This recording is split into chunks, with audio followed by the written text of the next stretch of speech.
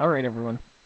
Okay, so I have to make this video really quick because physically I have to be somewhere because my friend decided that he was going to be from out of town and then he was going to come in town very, very quickly without notifying me whatsoever. But anyway, okay, so one, I have returnated to YouTube for the time being, and friggin' Minicam logo is still goddamn showing up. I told it not to do that. Okay, anyway, sorry. Point of this video is Abby Normal One was talking about basically the gay marriage law or something about ruling some laws being unconstitutional or whatever. Anyway, I felt the specifics of it were actually pretty good. I was pretty well informed, well, somewhat well informed, as you can tell, right? But anyway, so I was just reading a book, and by just reading I mean I have read a book called The Political Mind by George Lakoff, which I have right here. It's actually a really good book. You should read it.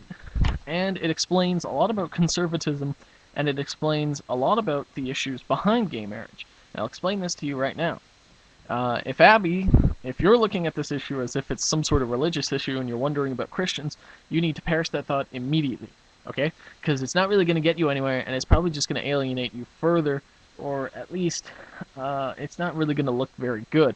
And the point is because a lot of people that consider themselves Christian or Christian Americans, or the people that are for the family right, specifically conservatives, no, they are wrong, and they themselves are people of very little faith anyway. She brings up the point, why do you eat pork, but if this one thing says it's against the Bible, well, you know what, I have the answer for that. Although they will never give you that answer. The answer for that is the idea of what the family is supposed to be. And I know that they've talked about this issue a lot, family rights, and they always focus on the family. There's even some political parties that come up with the family party. We have something similar to that in Ontario.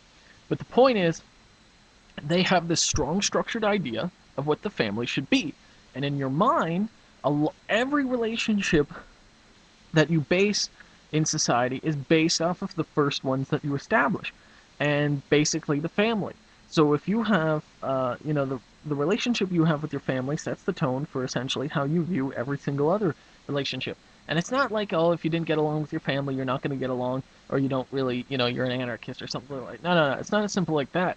But the idea is that if you're attached to that family, like you believe in family values and you don't want your kids going out and smoking drugs or doing things differently, you want them to do what the master of the family tells them to do, aka dad, and the mother of the family is supposed to be the caring and loving individual, but she's supposed to know her place and not go out, not venture outside the house and not get a job, kind of thing. That is what they believe. And the idea of there being two mothers or two fathers doesn't work. Because the mother is supposed to be the loving, caring individual that's supposed to nurture the children, but isn't supposed to be the decision maker. Well, if there's two of them, who's the authority? And if there's two dads, well, there's only two authorities, and they're not supposed to be loving, caring people. It's all about these gender roles, and it's all about how we should act and how this is sort of bonded in our head. So at least from the conservative perspective, you can't have two dads because it doesn't work out. You can't have two moms because it doesn't work out. The only problem is that idea of what a family is supposed to be is completely primitive, outdated, and hasn't even existed since the 50s. And even then, it's just a stupid dream. It's never really been like that, ever.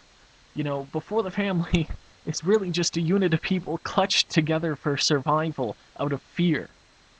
And that's why you have God-fearing Christians.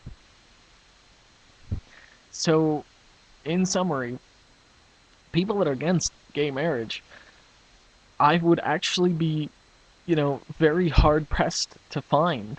I dare people to find a true Christian who's also against gay marriage.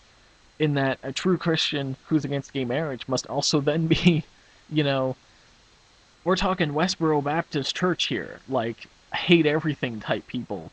The contrarians that actually follow every single rule in the Bible, even if they don't make any sense whatsoever to them or to anyone else.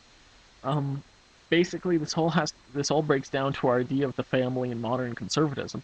So, although this idea is legal and political, there is no religiosity whatsoever. It is entirely political. It has everything to do with the family.